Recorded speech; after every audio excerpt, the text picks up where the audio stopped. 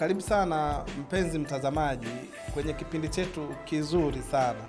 Hiki kipindi kina maarifa ya kina sana ambayo ataenda kukufungua na kufungua ufahamu wako na uelewa kwenye utendaji wako wa biashara. Itaongea kwenye specifics, kwenye maeneo maalum, lakini yatakuwa yanafundisha hata kama hilo eneo sio la kwako. Yatakuwa yanakupa mifano ambayo inakufundisha.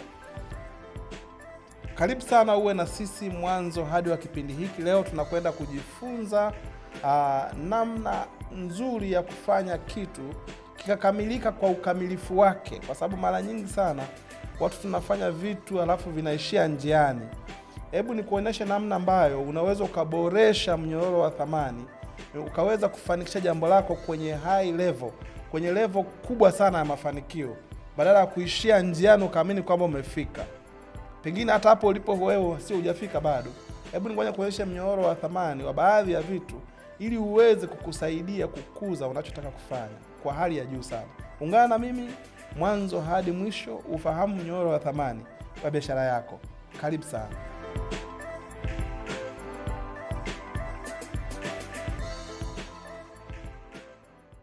Kwa uzoefu wangu mimi, biashara nyingi sana zinaendeshwa kwa utamaduni, kwa mazoea, kwa namna ambavyo tumeona watu wengine wanafanya, au kwa namna ambayo tumefanya sisi lakini tumeizoea namna hiyo.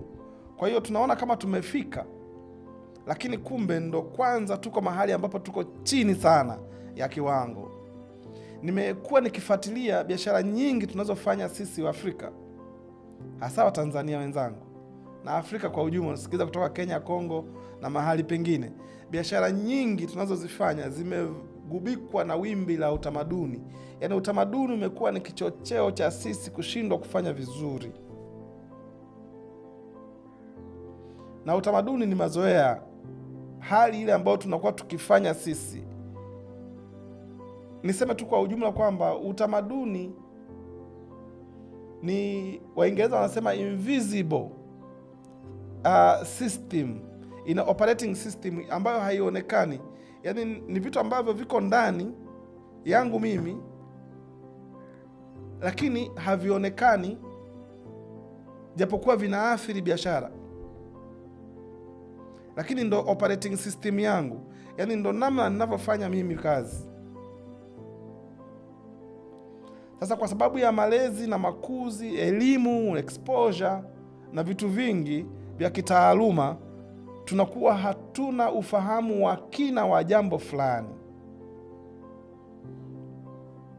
Kwa hiyo unapotoka tu kwenye biashara yako, watu wana apply utamaduni. Kwa sababu nimesema utamaduni ni ile invisible system, operating system, ile ambayo ni hali ya mtu iliyoko ndani ambayo hauioni, inayotenda kazi usipokuwepo. Hasa wakati ambapo huwezi kumanage. Ukiondoka tu kwenye biashara yako, wafanyakazi wako wanaonekanaje? Wanafanya nini? Au wasipokuwa na wewe wanafanya nini? Hapo ndo utamaduni huo unaibuka, namna jinsi mtu alivyo ndani. Sasa nimesema kwa sababu ya elimu, mifumo yetu ya elimu, kwa sababu ya makuzi, kwa sababu ya exposure, kuona mengi, nadhani kwa Kiswahili si ndio exposure, tumekuwa na ufinyu mkubwa sana wa kuelewa mnyororo wa thamani, kwa sababu tu ya kiutamaduni wetu, mazingira yetu na kila kitu tunachokifanya kimetuzuia kuiona mnyororo ya thamani namna ilivyo na namna inavyotakiwa kuwa. Mwisho wa siku tunafanya vitu mwanzo tu tunaishia hapo, au mwingine anafanya katikati tu anaishia hapo, au mwingine anafanya mwisho kabisa, alafu hajui katikati na mwanzo ni wapi. Mnyororo mzima wa thamani ule unakuwa mtu hajaufuatilia kwenye jambo lake analolifanya. Wewe weka tu hapo, chochote kile unachokifanya jaribu kuchora mnyororo wa thamani. Sasa nataka niwacholee mnyororo wa thamani muone wa biashara fulani ambao nimeifuatilia, ili wewe na wewe kwenye mnyororo kama huo weka ya kwako. Sasa utafute huo mnyororo wa thamani kwa kutumia huo mfano. Mimi nataka leo niwaongelee wataalamu wanaotengeneza viwanda vinavyotengeneza crisps chips za viazi, zile kavu zile zinazouzwa, crisps za viazi au clips za viazi, wengine wanaita clips, wengine crisps, wengine clips za viazi au za ndizi au za mihogo, kulingana na ambacho kinafanywa. Nataka nikuonyeshe mnyororo wa thamani unaohusika kwenye kutengenezaji wa clips za viazi au tuchukulie za ndizi au za mihogo. Mnyororo wa thamani umegawanyika katika maeneo makubwa, labda tuseme matatu.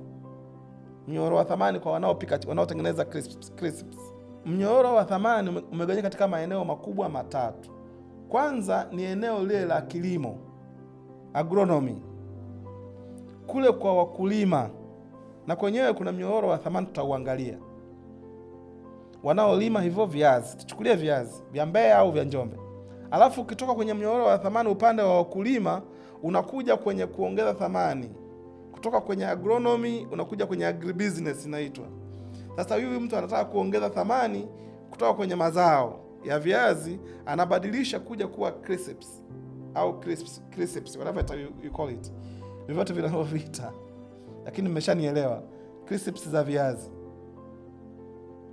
Ukimaliza hapo, unaenda commercialization, namna sasa ya kuenda kuuza. Ndo awamu ziko mnyororo wa thamani umegawanyika katika maeneo hayo makuu matatu. Ndo mgawanyo mkuu. Sasa tuanze na eneo la agronomy, kule ambako ni wakulima.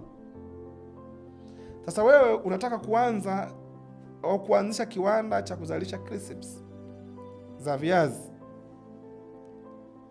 Viazi vitamu, sio viazi vitamu, Irish potatoes.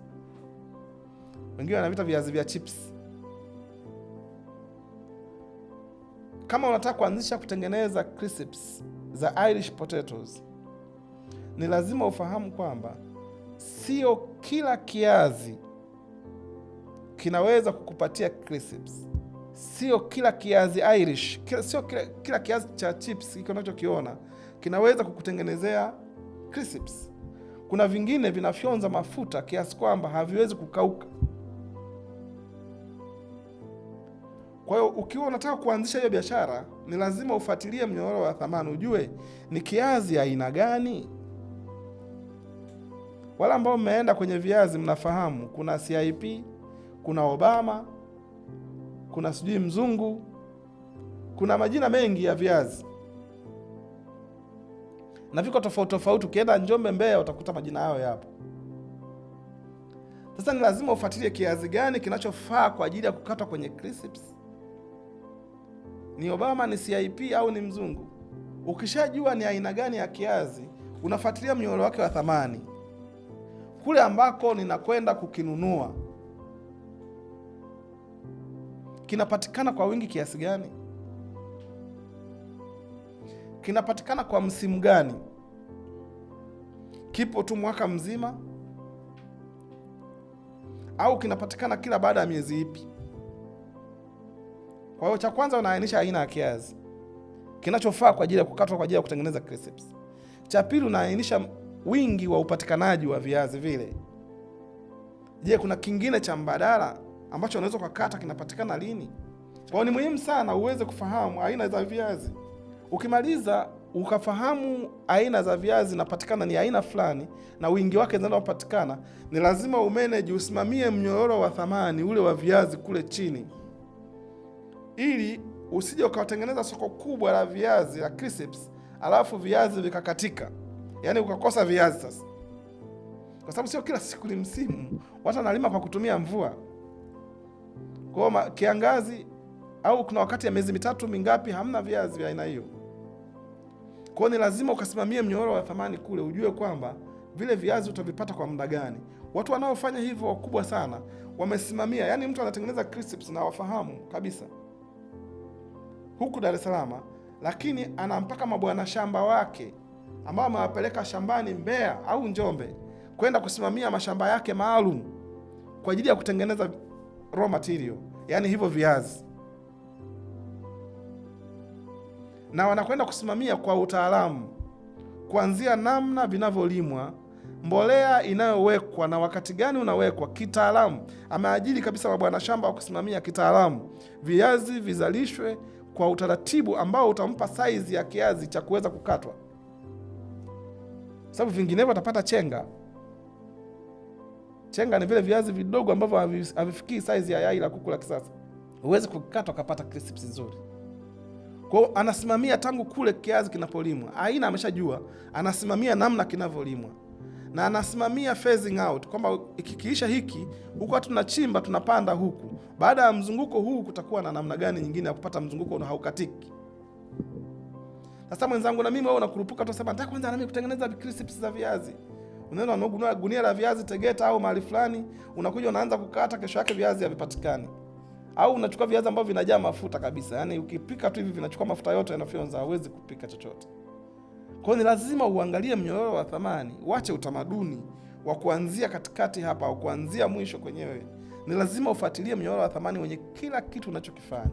Kwa hiyo ukishajua viazi ukulima amevisimamia, unasimamia uchimbaji. Kwa sababu kiazi kikikatwa tu na jembe kinaoza haraka. Unasimamia uchimbaji, wanachimba vizuri. Ukimaliza unasimamia packaging, namna ya kuvileta vile viazi Dar es Salaam au maeneo uliopo. Kuna mifuko ukivibebea viazi vinavunda. Viazi vinabebwa kwenye mifuko ambayo ni kama kamba, ambayo inaiachia hewa, inakuwa inapita, inapumua. Lakini ukiweka kwenye mifuko kama vile unabeba mahindi au maharage, haitakupa lifespan ndefu. Ni siku mbili. Najua wanafanya hivyo wanaoleta na mabasi kuuza kwenye masoko yetu, magari kuuza kwenye masoko yetu, lakini viazi havikai kwa muda mrefu, vinakuwa vimeshavunda. Sasa ili uweze kupata mzunguko wa viazi, huwezi kuwa huko Dar es Salaam kwa mfano, alafu unachimba viazi Njombe, alafu hauna pack house, hauna mahali pa kutunza viazi Dar es Salaam. Na hiyo eneo unayotunza viazi ni lazima liwe na mazingira na hali inayoweza kutunza viazi. Kwa hiyo lazima uwe na pack house, lazima uwe na mahali professionally pa kutunza viazi penye joto lililokuwa controlled, wanaita cold rooms, ili kiazi kikifika hapa kijisikie kama bado kiko Njombe kwa hali ya hewa. Ukifikisha hapa magunia yako 100, haujamaliza kuyakata ameshaoza 90, unapata hasara. Kwa hiyo usifikiri ni kwanza tu kukata viazi. Ni lazima utaratibu ujue pack house yako iko wapi, ina capacity gani, inaweza kubeba tani ngapi za viazi zitakazoweza kukaa wakati unafuata mingine kule, wakati unasubiri mzigo unakuja, au mzigo wa miezi 3, unaweza kukata mzigo wa miezi 3 ndani kwenye store, kwenye pack house nzuri ambayo ina cold room nzuri. Na kuna watu wako hivyo hapa Dar es Salaam na Tanzania, wakiweza kutunza vizuri. Sasa anaanza kukikata kile kiazi kwa utaratibu, kwa kutumia machineries zinazotakiwa.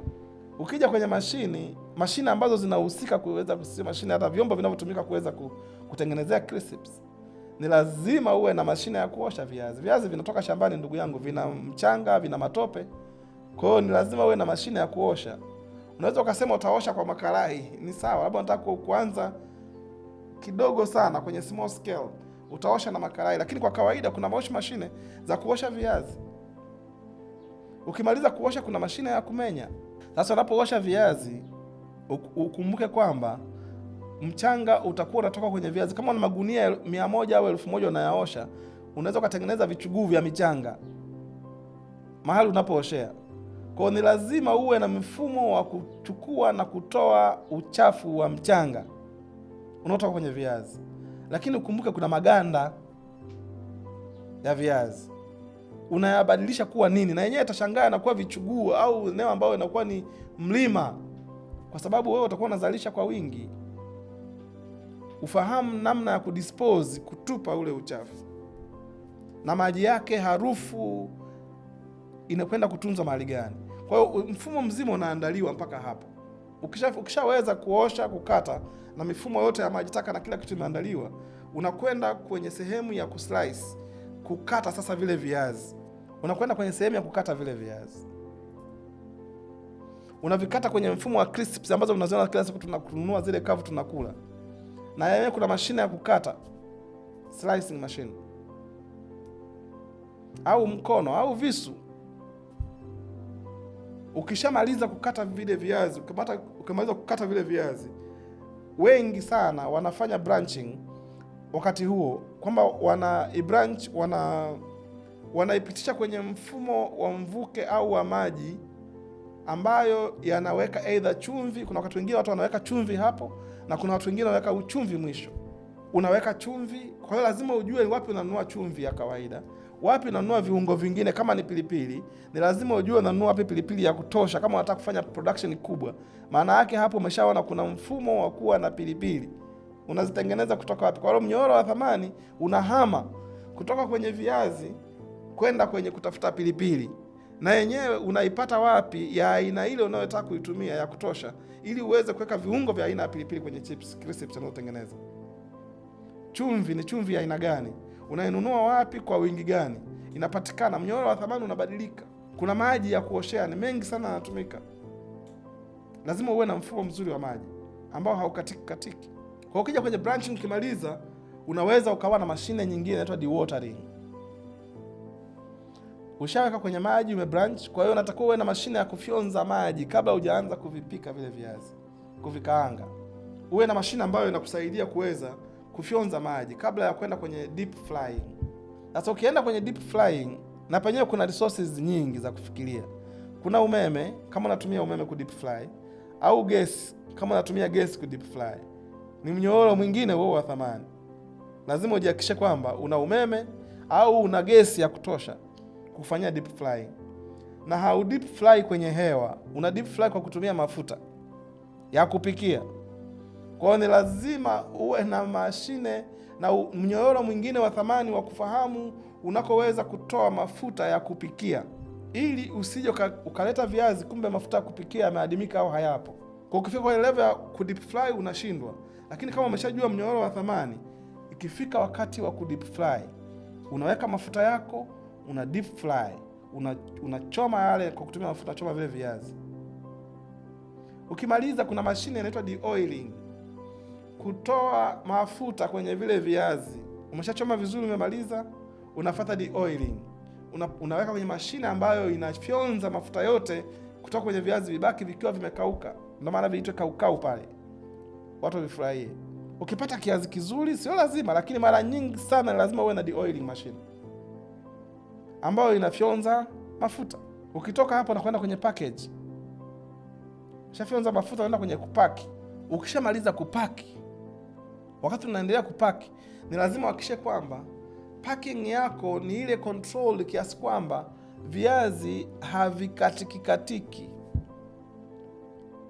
Kwa sababu viazi vile vikavu vinavyoviona vile, ukivibebanisha na kitu kingine kizito, vinavunjika zinakuwa chenga. Kwa hiyo wakati wa packaging lazima uwe na pallets. Ni lazima uwe na pallets za kusaidia kupaki viazi vizuri, visivunjike kwa kukandamizana, au uwe na trays. Ukimaliza unakuja kwenye upande wa usafirishaji, usambazaji, ndio commercialization. Unapotaka sasa kwenda upande wa kuuza, unavitoaje kiwandani? Umeshamaliza kuvitengeneza tayari, umeshamaliza kuvifanya, unavisambazaje? Ndio maana unakutengewa na pikipiki, wengine bajaji, wengine maguta, wengine gari zinasambaza. Kwa hiyo ni lazima uwe na mnyororo wa logistic. Lazima ufahamu logistic yake ikoje, usambazaji. Huu ni mnyororo wa thamani wa utengenezaji wa viazi vya crisps. Hizi crisps ambazo tunakula, tunanunua kila wakati. Lazima uende kwenye logistics na kwenyewe umanage logistic. Usambazaji unafanywaje? Ni watumie tutume waweze kunisambazia, au ni mimi mwenyewe ninunue magari yangu nianze kusambaza? Lakini kuna kazi kubwa sana ya kuwatafuta wateja ambao watatumia hizo viazi, watakuwa na kuuzia pengine, au wananunua. Kwa hiyo lazima uwe na timu za masoko, timu za mauzo zitakazo kwenda pamoja na yale magari kutembeza. Hata nikiishia hapo, unakuwa umeuona mnyororo wa thamani wa kutengeneza viazi vya crisps. Sio tu kufikia kesho nataka mimi nataka nianze kutengeneza crisps. Ni lazima ufikirie mnyororo wa thamani. Ukiacha kufikiria na kumanage mnyororo mzima, inakukatikia. Unaweza kuleta mashine yote haya, alafu viazi vikawa vinaisha, haupatikani. Kwa sababu hauna control kwenye wakulima. Naweza ukaita watu wote hawa ukashindwa kufanya usimamizi tu, biashara ikafa ikashindikana kwa sababu tu umeshindwa kufanya management ya mradi. Kwa hiyo utamaduni wa kufanya vitu kwa kuona hapa tulipo tu, hauoni tulikotoka, hauoni tulikokwenda, unasababisha vitu vingi sana vinadumaa, havikui. Biashara nyingi mno zinadumaa kwa sababu zinashindwa kumanage mnyororo wa thamani. Kama mtu anatoa vitu China au tuseme Dubai au kokote kwingine ambako watu wengi wanapenda kwenda kuimport, kutoa vitu kuleta hapa, ni kwa namna nzuri kiasi gani umeweka ufahamu na usimamizi wa mnyororo wako wa thamani wa zile bidhaa zinazokuja. Kama hauna namna nzuri ya kusimamia mnyororo wa thamani, hata kama una wateja hauwezi kuwauzia, kwa sababu vitu havitakuwepo, kwa sababu vitu vimekata. Kwa tunachelewesha kuweza kuenda mbele, kwa sababu kila mtu akija dukani hamna kitu, hamna, kumbe kimekata, kwa sababu hujamanage vizuri mnyororo wa thamani. Umekaa kwenye utamaduni wa kutokujali, kutokuthamini vitu. Sasa wale ambao mnafanya uzalishaji, wale ambao mnafanya biashara, mimi msisitizo wangu wa hii video ni wewe kuona namna ambavyo unasimamia vizuri kwa weledi mnyororo wa thamani, value chain ya kila ambacho unakifanya. Kila kitu unachokifanya kina mnyororo wake wa thamani, kila kitu. Usinyenyuke tu kaenda kufanya kitu mahali bila kuangalia vitu vinavyotusaidia kukusaidia wewe kufanya kazi. Na imewapelekea watu wengi sana kupata hasara, kwa sababu anakwenda anaweka mgahawa mahali ambapo hapana uwezo wa kupata hata choo. Watu hawawezi kwenda kujisaidia. Kwa hiyo wakija halmashauri wanakuambia hapa hapastahili kuweka mgahawa. Hakuna sehemu ya maji taka, hakuna mfumo fulani. Unakwama, umeshawekeza hela nyingi, umeweka, mtu ananyanyuka tu anakimbilia kwenda kununua mavitu ameweka ndani kwa sababu hakufuatilia mnyororo wa thamani. Kuna watu mpaka ndani wana viwanda. Hivi ninavyoongea hapa kuna watu wana viwanda ndani wamefungia kwa sababu hawakufuatilia mnyororo wa thamani. Alipofika hapa akaambia ulivyoleta hiki, ulitakiwa ulete na hiki, ulitakiwa ulete na kile, na hakuleta na hela zimeshaisha na hawezi tena kukifuata. Na yeye aliambiwa tu hiki. Akaenda akaleta. Mnyororo wa thamani hakufuatilia. Alipofika hapa kutaka kukifanyia kazi hicho, ndo anaambiwa lazima uwe na maiki ndugu yangu, la sivyo sauti haitoki. Sasa mimi hela zimeshaisha, maiki inaitoa wapi? Ndo makamera yako yanabaki hapo, hayawezi kutoa saundi nzuri, hawezi kufanya, na hela zimeshakata kwa sababu mnyororo wa thamani haukufuatilia. Kwa hiyo watu hivi ninavyoongea kuna watu wana vifaa vya mamilioni ya fedha ndani. Wengine nawafahamu, wengine ndo mnaniangalia. Hili somo ni kwa ajili yenu na kwa ajili ya watu wengine wanaotaka kuandaa chochote wanachotaka kufanya, kuhakikisha kwamba mnyororo wa thamani umeufuatilia. Sio lazima uwe nacho kila kitu, lakini kuufahamu mnyororo wa thamani unakupunguzia pengine hata kupata hasara. Unaweza ukasema basi kama ninaamua kununua, ninanunua kidogo huku niendelea kusurvive.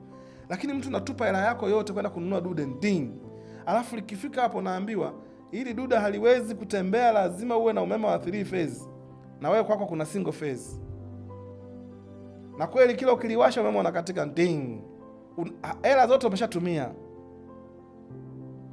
Kufuatilia TANESCO ufunge 3 phase unaambia milioni 2, sijui milioni 1 na ngapi. Hauna. Unatupa hapo. Milioni zako zimelala. Nimetoa tu mfano wa TANESCO, lakini namaanisha kwamba wewe kutokuwa na maandalizi ya mnyororo wa thamani kumepelekea kuwa na madude ambayo hayana kazi.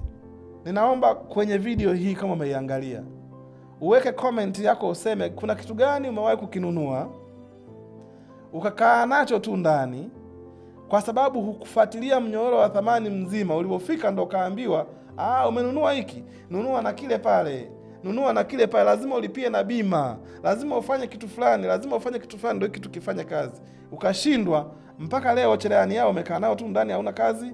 Mpaka leo kuna dude fulani liko ndani hauna kazi nalo, yamekaa tu. Tuonyeshie hapo, wengine tuonyeshe mnyororo wa thamani. Pengine tukiunganisha ya kwako na ya mwingine na ya mwingine tutapata kitu kilichounganika. Hebu weka comment yako hapa kwenye hii video ili tuweze kusaidia mtu aone kumbe ndugu yangu wewe una kitu fulani, mimi nakitaka hicho.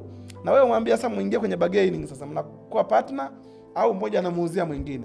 Ili vitu viende, kwa sababu wewe kukaa nacho ndani ndugu yangu ni hasara.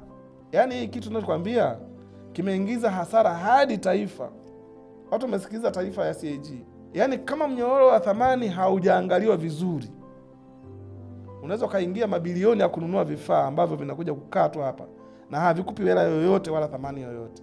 Mnyororo wa thamani ni muhimu sana kwenye kufanya kitu ambacho kitakusaidia kwenda kwenye hatima ya kule unakotaka kwenda. Usipuuze kufuatilia mnyororo wa thamani. Karibu ungana na mimi wakati mwingine. Video hii yetu inaishia hapa.